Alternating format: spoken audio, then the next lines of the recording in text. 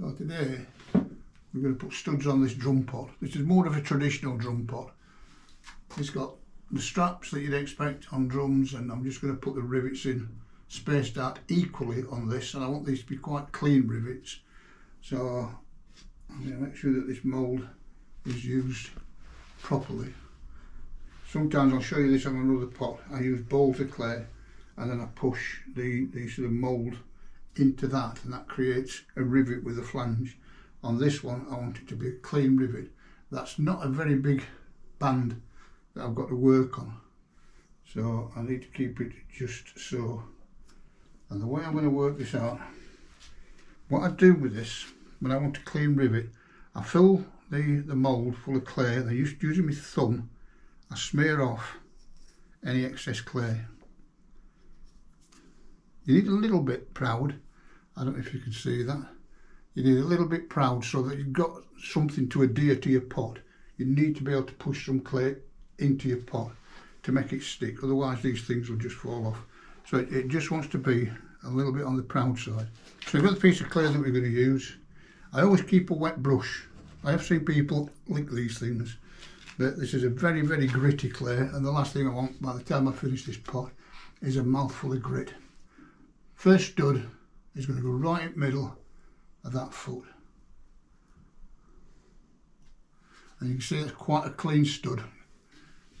This is the stud I've got that's got like a little sort of raised bit on the top. It looks like a greasy nipple really. So that's number one stud. And what I'm going to do, I'm going to do another one, and that one's going to go in between that foot. So I'm going to go back to the old technique, using my thumb. It does wear your thumb down eventually, but it'll grow back. See, every time, smear it off, little pad, dip in the juice, find your spot, apply the stud, and you slowly work your way around the pot. And it's the same every time. Smear it clean. The more you use this, the better it gets. When this thing is dry and you put the clay in the first time, it doesn't adhere to the mould at all. It's very, very loose inside and it can move. But after about 3 or 4 studs, it starts to work really, really well. You can see every time, wipe the clay off, dip it in the juice. Right, so I've got the 4 studs under the feet. The next stud is going to go between the feet.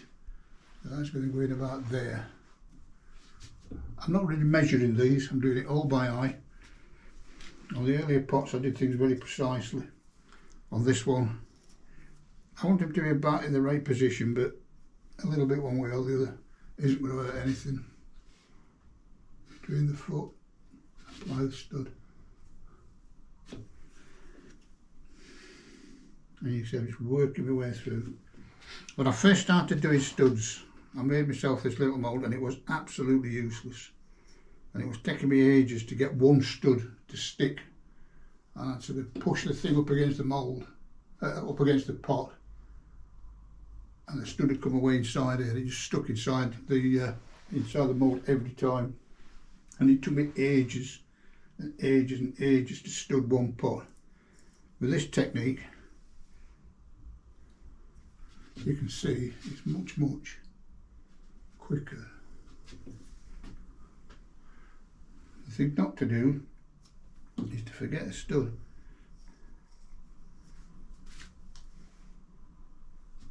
We're going in here. A little bit of that. Oh, that one's a bit far.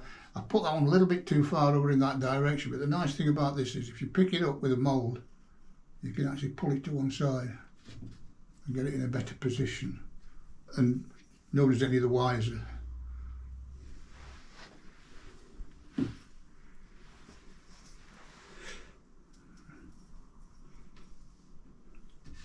There we go, push that one on, lovely.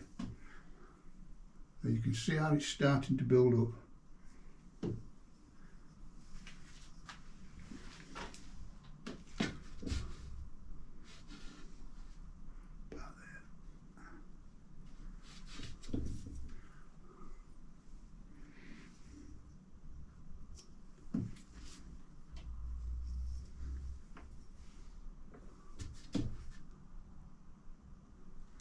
Right, now there's one missing there.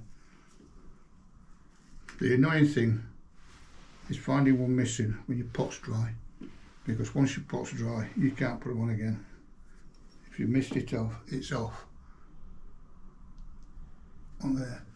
So look round, make sure that everything is in position. Right, so I'll flip the pot over and you can see the studs on the bottom are looking nice and proud. So now I'm going to put studs on the top, but I want them to be in a similar sort of position to that. I don't mind if they're up and down a little bit inside that part of the rim, but I want them to be directly above that.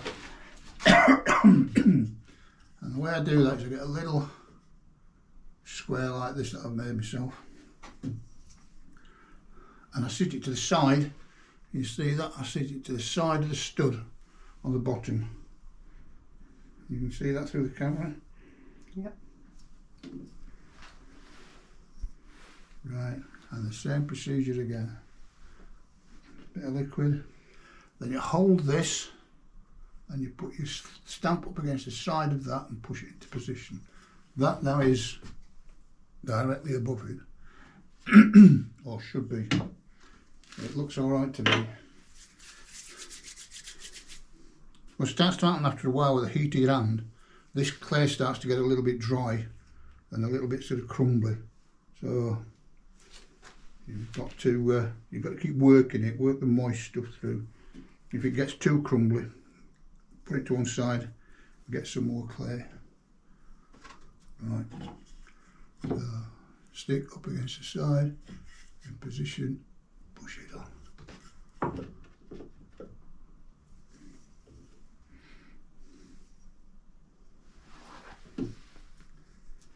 It's not the most exciting thing in the world to do this, or probably to watch, but it's not bad fun.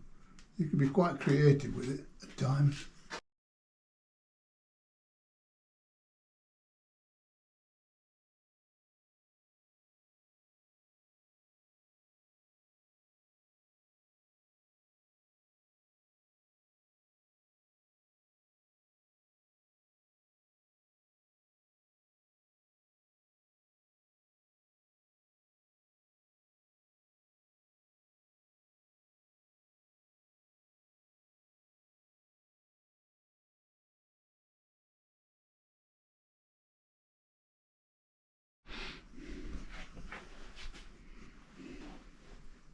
Clay is getting really quite dry and quite crumbly. You can see it's starting to crack a little bit and get a bit short. Luckily, I've only got 2 more to do, so it'll see me through till the end of this pot. And lucky last.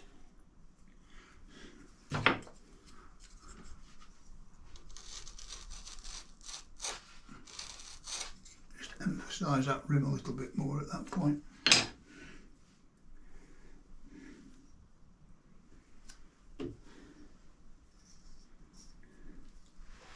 This is the last one. If I can find it, there it is.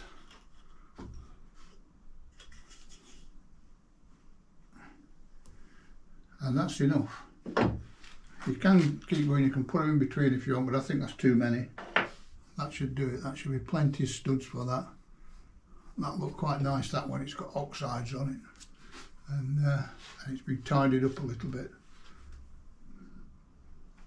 So that's how you put studs on a drum pot. And I'm always finding little bits where I think, oh, I'll just tidy that up a little bit. And I'm sure other potters do as well as they're working their way around. But the only thing you've got to be careful of is you don't disturb them studs while you're doing any tidying up. That's it. See you on the next one.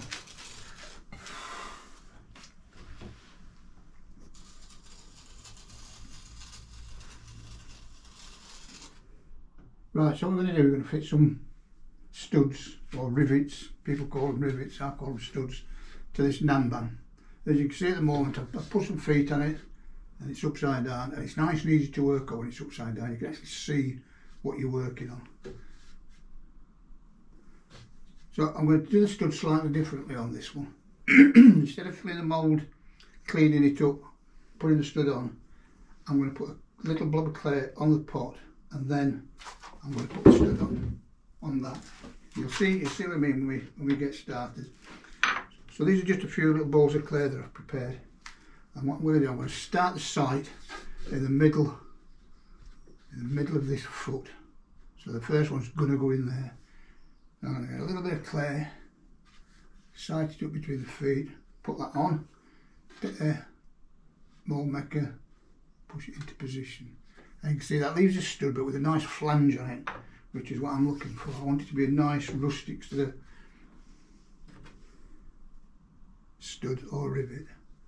This pot is still very, very soft, so I'm maybe to be quite careful when I do this. Yeah, another one going on. I don't care if they're different sizes. I don't care if they've got a different finish. This is a rustic old pot, and I want it to look a bit gnarled and a bit beat up. Yeah, that's quite a nice one. So we'll start with that. Now we're going to go into this point here, which is below this sort of thumb mark. Again, apply the stud, get the mould, push it on it. Can you see what I'm doing there? Yep, right, you can come a little bit closer if you want. Right, so I'm going to go below this one as well. Whoops, wrong way around. You've always got to remember to use your stamp the right way around, otherwise it makes a right mess. It's quite a nice one. These are bigger, these lumps. I'm not going to put one in there. I'm going to leave that empty because that's the thumb mark. That's where I picked the pot up. So that's going to remain empty, that little bit. But I might review that at the end. And I might put one on. I'll see what it looks like first before I put anything on. And you see I'm slowly working my way around the pot, trying to keep them as equally spaced as I possibly can. And as you notice, I'm not putting too much thought into how they're finished. I just want them to be rustic. People use that word rustic, it covers a multitude of sins. And you can see how it's starting to build up. It's just starting to look like a studded namban.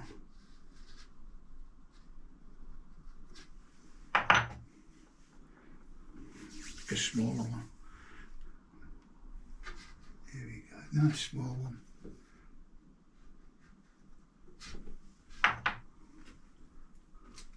I'm sort of rushing this a little bit because obviously you don't want to be watching me put these things on for the next half hour. But really, it don't matter where on the pot you put them. If this were like the early ones I did, which is like a formal drum pot, then I'm more careful and I'm more measured about where I sit them. But with this, they're just going on. How are we doing? How many got on there? I'm thinking that needs one, but I'm not sure because I quite like that to be an empty thumb. I might just leave it, and I don't think I need any more between these. I think that's all right. That's got enough. I mean, you can go on forever, keep placing them in there, but I'm not sure it needs it. I think they're quite evenly spaced, and it looks all right. I'm quite happy with that.